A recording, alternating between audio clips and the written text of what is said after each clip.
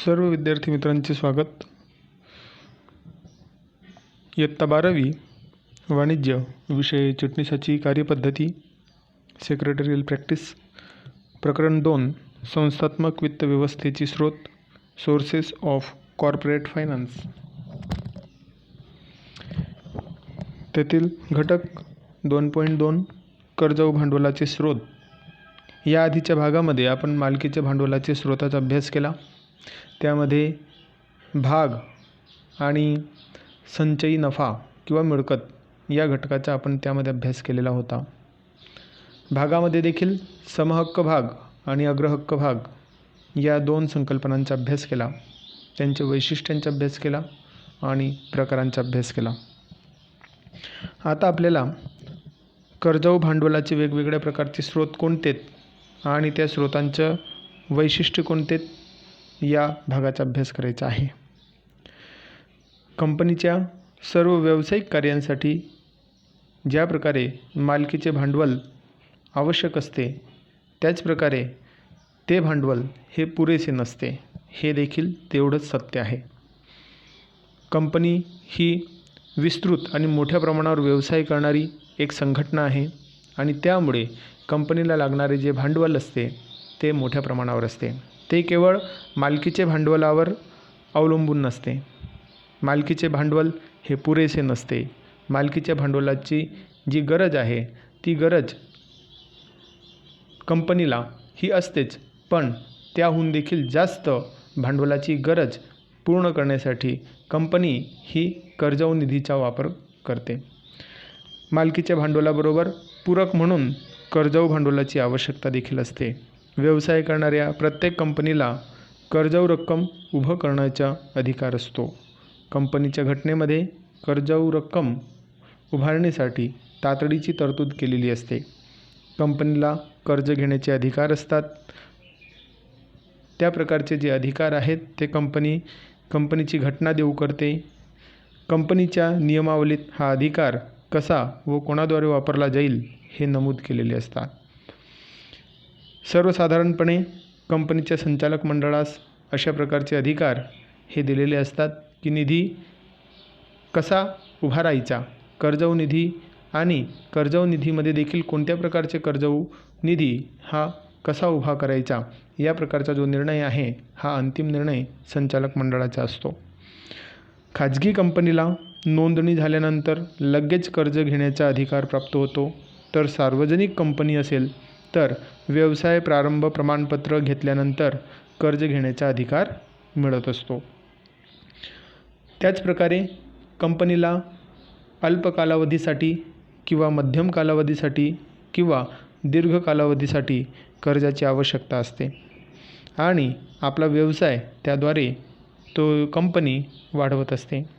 त्यासाठी जी अतिरिक्त भांडवल आवश्यक असेल अशा कंपनी व्यवसायाच्या नंतरच्या टप्प्यावर कर्ज व भांडवल उभे करणे जास्त हितावह ठरते.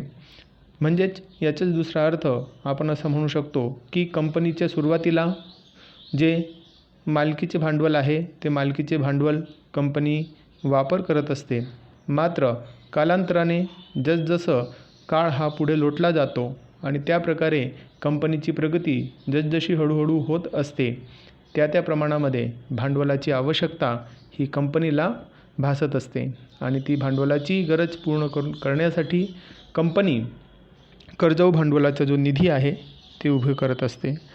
अतिरिक्त भांडवलाची उभारणी करण्यासाठी कंपनीकडे वेगवेगळ्या प्रकारचे स्रोत असतात. मग कंपनीकडे अशा कुठल्या प्रकारचे स्रोत असतात, तर पहिला आहे कर्जरोख्यांची विक्री करून भांडवल उभारणी करणे. दुसरं आहे ठेवी स्वीकारणे. तिसरं आहे बंधपत्रद्वारे भांडवलाची उभारणी करणे आणि चौथा आहे बँकेचे आणि वित्तीय संस्थेचे कर्ज उभारणे. या प्रकारे अतिरिक्त भांडवलाची गरज ही कर्ज व भांडवलाच्या वेगवेगळ्या स्रोतांमार्फत कंपनी पूर्ण करण्याचा प्रयत्न करते. कर्ज व भांडवलावर निश्चित दराने व्याज दिले जाते. याआधी आपण समहक्क भागांवर आणि अग्रहक्क भागांवर पाहिलेलं आहे की त्या ठिकाणी ते मालकीचे भांडवल होते आणि त्यावर कंपनी लाभांश जाहीर करायची. मात्र या ठिकाणी कर्ज व भांडवलावर निश्चित दराने दर देखील निश्चित असतो व्याजाचा, आणि ही जी संकल्पना आहे, जो मोबदला कर्जाच्या बदल्यामध्ये कंपनीला द्यावा लागतो, तो मोबदला म्हणजेच काय, तो म्हणजेच व्याज होय. आणि म्हणून मित्रांनो, या ठिकाणी व्याज ही जी संकल्पना आहे ती लाभांशापेक्षा थोडी वेगळी आहे.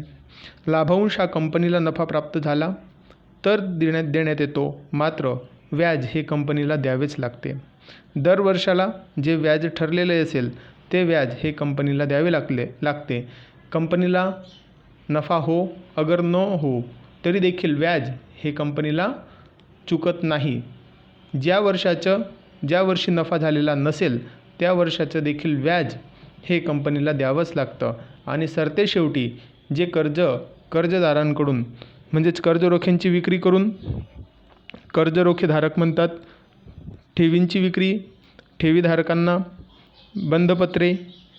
बंधपत्रकधारक, बँकेचे कर्ज किंवा वित्तीय संस्था असतील तर त्या प्रकारे जितके कर्ज घेतलेले असेल तर त्या स्वरूपामध्ये त्यांना ठरलेल्या निश्चित दराने व्याजाची रक्कम ही कंपनीला अदा करावीच लागते. आणि म्हणून व्याज हे चुकत नाही. या ठिकाणी आपण व्याज आणि लाभांश या दोन संकल्पनांमधील असणारं जो महत्त्वाचा फरक आहे तो आपण पाहिला. कर्ज व भांडवलाची विशिष्ट कालावधीनंतर परतफेड ही कंपनीला करावी लागते. यानंतर महत्त्वाचा जो प्रकार आहे, जो की आपण कर्ज व भांडवलाचा पहिला प्रकार या ठिकाणी पाहिला, कर्जरोख्यांची विक्री करून भांडवलाची उभारणी करणे. तर त्यातला जो पहिला मुद्दा आहे तो म्हणजे कर्जरोखे. यालाच इंग्रजीतून डिबेंचर्स असे देखील म्हणतात. कर्ज व भांडवलाच्या उभारणीतील जो मुख्य स्रोत आहे तो म्हणजेच कर्जरोखे होय. यालाच इंग्रजीतून डिबेंचर्स असे म्हणतात. हा शब्द डिबेंचर्स हा लॅटिन भाषेतील डिबेर या शब्दापासून बनलेला आहे. डिबेर या शब्दाचा अर्थ होतो ऋणी असणे, आणि म्हणून या ठिकाणी डिबेरपासून डिबेंचर या शब्दाची उत्पत्ती झालेली आहे. त्याचप्रकारे कर्जरोखे हा जो प्रकार आहे कर्ज उभारणीचा, तर तो दीर्घ आणि मध्यम मुदतीचे आर्थिक कर्ज कंपनीला मिळावे यासाठी मदत करणारं हे एक महत्त्वाचा भांडवलाचं स्रोत आहे. कंपनी कायदा 2013 कलम 2 उपकलम 30 मध्ये नमूद केल्याप्रमाणे, उपकलम 30 मध्ये नमूद केल्याप्रमाणे कर्जरोखे म्हणजे काय, तर कर्जरोखे या शब्दामध्ये कर्जरोखे साठा, जसं आपण भाग साठाचा अभ्यास केला त्याच प्रकारे कर्जरोखे साठा देखील असतो, बंधपत्रे तसेच इतर प्रतिभूतींचा समावेश होतो. त्यासाठी कंपनीची एखादी मालमत्ता तारण ठेवलेली असते किंवा नसतेही. म्हणजेच ज्यावेळेस सार्वजनिकरित्या कंपनी ही कर्जरोख्यांची विक्री करते तर त्यावेळेस त्या कंपनीने कर्जरोखेधारकांसाठी आपली जी मालमत्ता आहे ती मालमत्ता ही तारण ठेवलेली असते. त्यावेळेस म्हणतात तारण ठेवलेली मालमत्ता. आणि काही वेळेस असं देखील होते की ज्यावेळेस कुठलीही मालमत्ता ही कंपनी तारण ठेवत नाही, मात्र तरी देखील कर्जरोख्यांची विक्री ही बाजारपेठेमध्ये किंवा सार्वजनिकरित्या केली जाते, त्याला म्हणतात तारण न ठेवलेली अशा प्रकारचे कर्जरोखे. मग तारण ठेवलेल्या कर्जरोखेला सुरक्षित कर्जरोखे असे म्हणतात आणि तारण न ठेवलेल्या कर्जरोख्यांना असुरक्षित कर्जरोखे असे म्हणतात. मग या प्रकारे आपण या पुढचा जो भाग आहे की ज्या भागामध्ये कर्जरोख्यांचा जो प्रकार आहे त्या प्रकारांमध्ये आपण तो सेपरेट हा भाग अभ्यास करणारच आहोत. मात्र आता या ठिकाणी आपल्याला या व्याख्येमध्ये अनेक गोष्टी ह्या क्लिअर होत आहेत. कर्जरोखे या शब्दांमध्ये कर्जरोखे साठा, बंधपत्रे तसेच इतर प्रतिभूतींचा देखील समावेश होत असतो. मग आता यामध्ये इतर प्रतिभूती कोणत्या किंवा बंधपत्रे म्हणजे नेमकं काय, तर या संकल्पनांचा अभ्यास आपण आता यापुढे करणार आहोत. कर्जरोखे मुळात म्हणजे कर्जरोखे या संकल्पनेचा अर्थ आपल्याला समजलेला आहे. अधिक आपण त्याविषयी माहिती जाणून घेऊया. कर्जरोखे या संकल्पनेमध्ये कर्जरोखे साठ्याचा देखील समावेश होतो. कर्जरोखे म्हणजे अशा प्रकारचा एक दस्तऐवज असतो की जो कंपनीने दिलेला असतो गुंतवणूकदाराला किंवा जो कर्जरोखे खरेदी करतो अशा प्रकारच्या कर्जरोखेधारकांना, की जो कर्ज निर्मिती करतो किंवा कर्जाची पोच देतो. कर्जरोखेधारक किंवा कंपनीने कर्जरोख्यांची विक्री केली तर कर्जरोखे जे गुंतवणूकदार असतात त्यांनाच आपण कर्जरोखेधारक देखील म्हणतो. तर त्या कर्जरोखेधारकांना त्यांच्याकडे कंपनीने दिलेले कर्जरोखे प्रमाणपत्र असतं आणि तो जो कर्जरोखे प्रमाणपत्र असतं ते एक महत्त्वाचं दस्तऐवज असतं आणि तो एक प्रकारचा पुरावा असतो की कंपनीने या कंपनीचे जे कर्जरोखे आहेत ते संबंधित गुंतवणूकदाराने घेतलेले आहेत किंवा विकत घेतलेले आहेत. अशा प्रकारचा जो एक दस्तऐवज असतो तो एक महत्त्वाचा कायदेशीर पुरावा ठरतो. दुसरं आहे महत्त्वाचं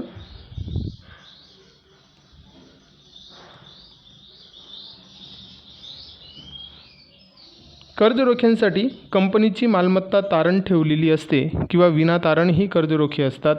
या मुद्द्याचा देखील आपण याआधीच व्याख्येमध्ये अभ्यास केला. कर्जरोख्याची जी व्याख्या आहे ती पाल्मर या तज्ज्ञाने मांडलेली आहे. कर्जरोखे म्हणजे कंपनीने घेतलेल्या कर्जाच्या मुद्रांकित दस्तऐवज ज्याच्या तत्वानुसार कर्जबाजारीपणाची कबुली देणे. म्हणजेच थोडक्यात सांगावयाचं जर का झालं तर कंपनीने गुंतवणूकदारांकडून घेतलेलं जे कर्ज आहे ते कर्ज म्हणजेच कर्जरोखे. आणि अशा प्रकारचं जे कर्जरोखा आहे तो मुद्रांकित दस्तऐवज असतो, कारण की कंपनी कर्जरोखेधारकांना कर्जरोखे प्रमाणपत्र देत असते, वितरित करत असते. तदनंतर टोफन या तज्ज्ञाने मांडलेली व्याख्या आहे. कर्जरोखा हा कंपनीने धारकास दिलेला कर्जाच्या पुराव्याचा दस्तऐवज असून साधारणपणे कर्ज घेऊन एखादी मालमत्ता तारण ठेवलेली असते. आता या ठिकाणी टोफन या तज्ज्ञाच्या मते कंपनीने धारकास दिलेला म्हणजेच धारकास या शब्दाचा अर्थ कर्जरोखे धारकास कर्जाच्या पुराव्याचा दस्तऐवज असून कर्जाच्या पुराव्याचा दस्तऐवज म्हणजेच कर्जरोखे प्रमाणपत्र होय. साधारणपणे कर्ज घेऊन एखादी मालमत्ता तारण ठेवलेली असते. म्हणजेच कंपनीने ज्यावेळेस कर्जरोखे विक्रीला काढलेले असतात तर त्यावेळेस एखादी मालमत्ता कंपनी तारण म्हणून ठेवते की जेणेकरून भविष्यकाळामध्ये जर कंपनी त्या कर्जरोख्यांचे जे देणं आहे व्याजासकट जर देऊ शकली नाही तर संबंधित तारण ठेवलेली मालमत्ता विकून त्या कर्जरोखेधारकांचं व्याज आणि मुद्दलाची रक्कम ही त्यांना देता यावी यासाठी कंपनी अशा प्रकारची जी मालमत्ता आहे ती तारण ठेवत असते. कर्जरोखे म्हणजे कंपनीने कर्ज प्रमाणपत्राच्या स्वरूपात दिलेले आणि गुंतवणूकदाराच्या दृष्टीने कर्ज घेतल्याचा पुरावा होय. हा एक प्रकारचा काय असतो तर पुरावा असतो. कर्जरोख्यांची काही वैशिष्ट्ये आहेत, त्या वैशिष्ट्यांचा आपण सखोल अभ्यास करूया. पहिलं वैशिष्ट्य आहे वचन. कर्जरोखे म्हणजे त्यावर नमूद केलेली ठराविक रक्कम कर्जाऊ घेतल्याचे वचन आहे. कारण की कर्जरोखे विकत असताना कर्जरोखे कंपनी ज्यावेळेस विक्री करते त्यावेळेस कर्जरोखे प्रमाणपत्र देऊ करते आणि त्या कर्जरोखे प्रमाणपत्रावर ती ठराविक रक्कम असते की जी कर्जरोख्यांची किंमत असते आणि त्या म्हणून ते जितक्या किमतीचे कर्जरोखे कंपनीने विकलेले असते तर ती रक्कम ही त्या कर्जरोखे प्रमाणपत्रावर नमूद केलेली असते आणि ती एक प्रकारचा वचननामा असतो कंपनीकडून की आम्ही या गुंतवणूकदाराकडून किंवा ABC नाव असलेल्या गुंतवणूकदाराकडून इतक्या रुपये कर्ज म्हणून घेत आहोत. तो एक प्रकारचा वचननामा असतो. दुसरा आहे दर्शनी मूल्य. कर्जरोख्यांचे दर्शनी मूल्यांचा विचार केला तर हे तुलनेने जास्त असते. उदाहरणार्थ 100 रुपये किंवा 100 रुपयाच्या पटीमध्ये अशा प्रकारे त्याची किंमत असते. तिसरा महत्त्वाचं वैशिष्ट्य आहे रक्कम परतफेडीची वेळ. कर्जरोख्यांची मुद्दलाची रक्कम ठराविक मुदतीनंतर परत केली जाते. कर्जरोखे प्रमाणपत्रावर कर्जाऊ रक्कम परत करण्याची तारीख नमूद केलेली असते आणि ती वेळ ही नमूद केल्यामुळे या ठिकाणी कर्जरोखेधारकांना एक प्रकारे किती वेळेमध्ये आपलं कर्ज परत मिळणार आहे या संदर्भात माहिती होते. यानंतर पुढचा मुद्दा आहे परतफेडीसाठी प्राधान्य. आता अग्रहक्क भाग आणि समहक्क भाग या संकल्पनांचा आपण विचार केला तर अग्रहक्क भाग कंपनी विसर्जनाच्या वेळेस किंवा लाभांशाच्या वेळेस या दोघांच्या वेळेस अग्रहक्क भागधारकांचा विचार हा समहक्क भागधारकांआधी केला जातो. मात्र या ठिकाणी अग्रहक्क भाग किंवा समहक्क भाग या दोघांच्या देखील आधी जो विचार केला जातो तो म्हणजे कर्जरोखेधारकांचा. कंपनीच्या इतर दावेदारांपेक्षा कर्जरोखेधारकांना भांडवल परतफेडीसाठी प्राधान्य दिले जाते. म्हणजेच अग्रहक्क भागांआधी देखील कर्जरोखेधारकांचा विचार हा होत असतो. कर्जरोखेधारकांच्या देणं दिल्यानंतरच कंपनीला अग्रहक्क भागधारकांना त्यांचं जे देणं आहे ते दिलं जात असतं. त्यानंतर पाचवा मुद्दा आहे परतफेडीचे आश्वासन. कर्जरोखे हे दीर्घ मुदतीचे कर्ज उपलब्ध करून देतात. कर्ज ठराविक मुदतीत परत करण्याची हमी यामध्ये दिलेली असते. पुढचा मुद्दा आहे व्याज. कर्जरोख्यांना निश्चित दराने व ठराविक कालावधीमध्ये व्याज दिले जाते. व्याज देणे ही कंपनीची जबाबदारी असते. कंपनीने नफा कमवलेला असेल किंवा नसेलही तरीही कंपनीला व्याज देणे बंधनकारक आहे. कंपनीला ज्या वर्षी नफा झालेला नसेल त्या वर्षी देखील कंपनीला व्याज हे द्यावे लागते आणि कंपनीला जर का नफा झालेला असेल तरी देखील कंपनीला ते व्याज द्यावेच लागते. सातवा मुद्दा आहे कर्जरोख्यांसंबंधित घटक आहेत. तर पहिला जो घटक आहे त्यातला तो म्हणजे कंपनी. कंपनी ही कर्जरोख्यासंबंधित विचार केला आपण किंवा कर्जरोख्यांच्या दृष्टीने विचार केला तर कंपनी ही कर्ज घेणारी एक संस्था आहे.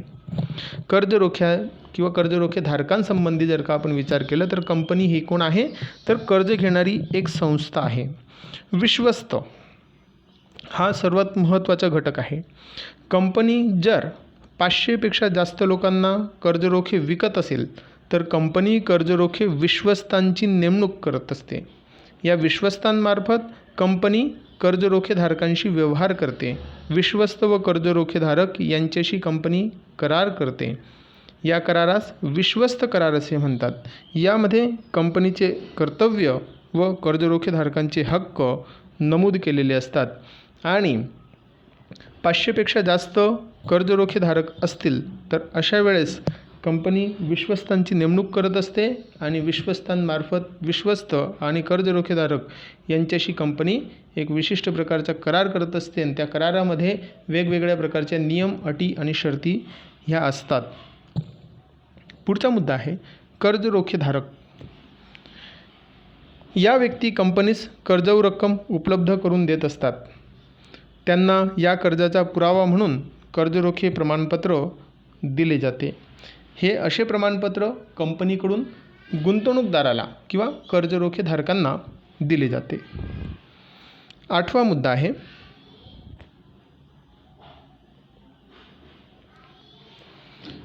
कर्जरोखे वाटपाचे अधिकार. कंपनी कायदा 2013 कलम 179 उपकलम 3 नुसार संचालक मंडळाकडे कर्जरोखे वाटपाचा अधिकार असतो. याआधी देखील आपण या मुद्द्याला पाहिलेला आहे. कर्जरोखे वाटपाचा जो अधिकार आहे किंवा कर्ज उभारणीचा जो अधिकार आहे तो सर्वस्वी संचालक मंडळांकडे असतो. नववा मुद्दा आहे कर्जरोखेधारकांचा दर्जा. कर्जरोखेधारक हे कंपनीचे धनको असतात. यांना क्रेडिटर्स असे म्हणतात. कारण की त्यांनी कंपनीला कर्ज दिलेलं आहे म्हणून ते कंपनीचे धनको आहेत, सावकार आहेत. कर्जरोखा म्हणजे कंपनीने घेतलेले कर्ज असून त्यांना स्थिर दराने व ठराविक कालावधीमध्ये व्याज दिले जाते व असे व्याज कर्जरोख्यांची परतफेड करेपर्यंत दिले जाते. पुढचा मुद्दा आहे मतदानाचा हक्क नाही. कंपनी कायदा 2013 कलम 71 उपकलम 2 नुसार कंपनी मतदानाचा हक्क असलेल्या कर्जरोख्यांची वाटप करू शकत नाही आणि कर्जरोखेधारक कंपनीच्या साधारण सभेत मतदानाचा हक्क बजावू शकत नाहीत. थोडक्यात सांगायचं झालं तर कर्जरोखेधारकांना मतदानाचा अधिकार नसतो. पुढचा 11वा मुद्दा आहे तारण. सामान्यतः स्थिर भार असलेली मालमत्ता म्हणजेच त्याला म्हणतो आपण फिक्स्ड चार्ज किंवा तरती भार असलेली मालमत्ता यालाच फ्लोटिंग ॲसेट्स देखील आपण म्हणतो. स्थिर मालमत्ता फिक्स्ड ॲसेट्स और तरल असणारी जी मालमत्ता आहे त्यालाच आपण म्हणतो की फ्लोटिंग असेट्स. तारण देऊन कर्जरोखे सुरक्षित केले जात असते. मग तारण कुठली मालमत्ता दिली जाते तर एक तर फिक्स्ड किंवा फ्लोटिंग. जर कंपनी व्याज देण्यास किंवा भांडवलाची परतफेड करण्यास तयार नसेल तर कर्जरोखेधारक कंपनीची मालमत्ता विकून त्यांचे पैसे वसूल करू शकतात आणि म्हणून या ठिकाणी अशा प्रकारची मालमत्ता ही तारण म्हणून दिली जात असते. जारीकर्ते इशुरर खाजगी कंपनी तसेच सार्वजनिक कंपनी कर्जरोख्यांचे वाटप करू शकतात. मग जारीकर्ते, आता या ठिकाणी जारीकर्त्यांमध्ये सार्वजनिक कंपनी किंवा खाजगी कंपनी असा या ठिकाणी अर्थ लक्षात ठेवायचा आहे. सार्वजनिक कंपनी कर्जरोखे वाटप करू शकते का खाजगी कंपनी कर्जरोखे वाटप करू शकते तर खाजगी कंपनी देखील कर्जरोख्यांचे वाटप करू शकते किंवा सार्वजनिक कंपनी देखील कर्जरोख्यांचे वाटप करू शकते किंवा जारी करू शकते. त्यालाच म्हणतात जारीकर्ते इशुरर. नोंदणी लिस्टिंग कर्जरोख्यांची किमान एका मान्यताप्राप्त भाग बाजारामध्ये नोंदणी करणे आवश्यक आहे. आपल्याकडे भारतामध्ये भाग बाजारामध्ये NSE किंवा BSEमध्ये यांची नोंदणी होणं गरजेचे आहे. या दोघांपैकी एका भाग बाजारामध्ये जरी नोंदणी केलेली असेल तर अशा कंपनीला कर्जरोख्यांचं वाटप किंवा वितरण हे करता येतं. हस्तांतरणाच्या दस्तऐवजाद्वारे त्यालाच म्हणतात इन्स्ट्रुमेंट ऑफ ट्रान्सफर कर्जरोख्यांचे सहजपणे हस्तांतर केले जाते. म्हणजे या ठिकाणी मित्रांनो आपण एकूण 14 मुद्दे पाहिलेले आहेत. 14 वैशिष्ट्यांचा अभ्यास केलेला आहे. पहिलं आहे वचन, दुसरं दर्शनी मूल्य, तिसरं रक्कम परतफेडीची वेळ, चौथं परतफेडीसाठी प्राधान्य, 5 परतफेडीचे आश्वासन, 6 व्याज, 7 कर्जरोख्यासंबंधित घटक त्यातील पहिलं कंपनी विश्वस्त आणि कर्जरोखेधारक, 8 कर्जरोखे वाटपाचे अधिकार, 9 कर्जरोखेधारकांचा दर्जा, 10 मतदानाचा हक्क नाही, 11 तारण, 12 जारीकर्ते, 13 नोंदणी आणि 14 हस्तांतरण. या प्रकारे मित्रांनो आपण कर्जरोख्यांचे वैशिष्ट्यांचा अभ्यास केला. अशा प्रकारचे वेगवेगळे वैशिष्ट्य आपल्याला अभ्यासाला आहेत आणि यावर आधारित आपल्याला परीक्षेत प्रश्न विचारला जातो कर्जरोखे म्हणजे काय आणि कर्जरोख्यांचे वैशिष्ट्य स्पष्ट करा. आता यापुढचा जो मुख्य भाग आहे तो मुख्य भाग म्हणजे कर्जरोख्यांचे प्रकार. या ठिकाणी 4 मुख्य भाग कर्जरोख्यांच्या प्रकारामध्ये आहे. पहिलं म्हणजे तारणानुसार, दुसरा हस्तांतरणानुसार, तिसरा परतफेडीच्या अटीनुसार आणि चौथा आहे परिवर्तनानुसार. अशा प्रकारे 4 महत्त्वाचे प्रकार कर्जरोख्यांचे पाडले गेलेले आहेत. मात्र जर आपण उपप्रकारांचा अभ्यास केला तर ह्या 4 प्रकारांच्या मुख्य 2-2 प्रकारांमध्ये वर्गीकरण करण्यात आलेलं आहे आणि म्हणून आपल्याला जर का कर्जरोख्यांचे प्रकार मुख्य प्रकार जर का विचारले तर एकूण 4 आहेत. तारणानुसार, हस्तांतरणानुसार, परतफेडीच्या अटीनुसार आणि परिवर्तनानुसार. आणि जर का केवळ कर्जरोख्यांचे प्रकार विचारले गेले तर एकूण ते 8 प्रकार आहेत. प्रत्येकी 2-2 या प्रकारे 4 दुने 8 असे प्रकार आहेत. तारण असलेले कर्जरोखे, तारण नसलेले कर्जरोखे, तिसरा आहे वाहक कर्जरोखे, 4 नोंदवलेले कर्जरोखे, 5 परतफेडीचे कर्जरोखे, 6 न परतफेडीचे कर्जरोखे, 7 परिवर्तनीय कर्जरोखे आणि 8 आहे अपरिवर्तनीय कर्जरोखे. चला तर मित्रांनो, आपण एक एक प्रकाराचा अभ्यास करूया. या ठिकाणी तारणानुसार म्हणजेच काय, तर तारण दिलेलं असेल तर आणि तारण दिलेलं नसेल तर. तारण दिलेलं असेल तर कोणती मालमत्ता तारण म्हणून दिलेली आहे, यामधला पहिल्या प्रकाराचा आपण अभ्यास करूया. तारण असलेले कर्जरोखे. कर्जरोखे हे तारण ठेवून सुरक्षित केले जातात. कंपनीच्या मालमत्तेवर बोजा निर्माण करून सुरक्षा दिली जाते की जेणेकरून भविष्य कालावधीमध्ये कंपनीची आर्थिक परिस्थिती खालावली किंवा कंपनी कर्जरोख्यांचे देणं ही देऊ शकली नाही, तर अशा वेळेस कंपनी कर्जरोख्यांचे देणं देऊ शकते, जर का कंपनीने जर काही मालमत्ता तारण म्हणून ठेवलेली असेल तर. आणि म्हणून या ठिकाणी स्थिर प्रभार किंवा एखाद्या स्थिर मालमत्तेवर बोजा निर्माण करून किंवा एखाद्या तरतीब मालमत्तेवर बोजा निर्माण करून अशा प्रकारचा भार किंवा बोजा निर्माण कंपनी करते. आणि त्याचप्रकारे विश्वस्त करार करून कर्जरोखे सुरक्षित केले जातात. यालाच म्हणतात तारण असलेले कर्जरोखे. मग आता तारण नसलेल्या कर्जरोख्यांमध्ये काय येणार आहे, तर तारण असलेल्या कर्जरोख्यांमध्ये जे आहे त्यापेक्षा अगदी उलट. तारण नसलेल्या कर्जरोख्यांमध्ये कुठल्याही प्रकारची मालमत्ताही तारण ठेवली जात नाही. अशा प्रकारचे जे कर्जरोखे असतात त्यांना असुरक्षित कर्जरोखे असे देखील म्हणतात. मात्र अशा प्रकारच्या कर्जरोख्यांना कंपनी कायदा 2013ने प्रतिबंधित केलेला आहे. कंपनी कायदा 2013ने प्रतिबंधित केलेलं, म्हणजेच अशा प्रकारचे कर्जरोख्यांची विक्री, तारण नसलेल्या कर्जरोख्यांची विक्री कुठल्याही प्रकारची कंपनी करू शकत नाही. दुसरा या ठिकाणी महत्त्वाचा प्रकार हस्तांतरणानुसार कर्जरोखे. त्यातील जो मुख्य प्रकार आहे पहिला, तो म्हणजे वाहक कर्जरोखे. वाहक कर्जरोखे आपण याआधी वाहक धनादेशाचा अभ्यास केलेला आहे. ज्या प्रकारे वाहक धनादेशाचा अभ्यास केलेला आहे त्याच प्रकारे वाहक कर्जरोखे देखील आहेत. ज्या कर्जरोख्यांची नावे कर्जरोख्यांवर नमूद केलेली नसतात, तसेच कंपनीच्या नोंदवहीमध्ये देखील त्यांची नोंद केलेली नसते. हे कर्जरोखे दुसऱ्याला सुपूर्द करून हस्तांतरित सहजपणे करता येतात. व्याज हे कुपनद्वारे या कर्जरोख्यांना दिले जाते. अशा प्रकारे वैशिष्ट्य असणाऱ्या कर्जरोख्यांना वाहक कर्जरोखे असे म्हणतात. यातला चौथा मुख्य प्रकार आहे नोंदवलेले कर्जरोखे. ज्या कर्जरोख्यांची नोंदवहीत केलेली असते, कोणाच्या नोंदवहीत केलेली असते, तर कंपनीच्या नोंदवहीत केलेली असते, त्यांना नोंदवलेले कर्जरोखे असे म्हणतात. तर नोंदवहीत त्यांची नावे, पत्ता व धारण केलेल्या कर्जरोख्यांची माहिती ही इत्थंभूत माहिती दिलेली असते. अशा कर्जरोख्यांचे हस्तांतरण रीतसर पद्धतीने, म्हणजेच कंपनीला किंवा बाजारामध्ये कळवून त्या प्रकारचे जे पण काही प्रोसेस असेल, बाय प्रोसेस विशिष्ट प्रक्रिया असते, त्या विशिष्ट प्रक्रियेद्वारे अशा प्रकारच्या कर्जरोख्यांची हस्तांतरणाची प्रक्रिया ही पूर्ण केली जाते. यालाच म्हणतात नोंदवलेले कर्जरोखे. आता याचा पुढचा जो मुद्दा आहे प्रकाराचा, तो म्हणजे परतफेडीच्या अटीनुसार कर्जरोखे.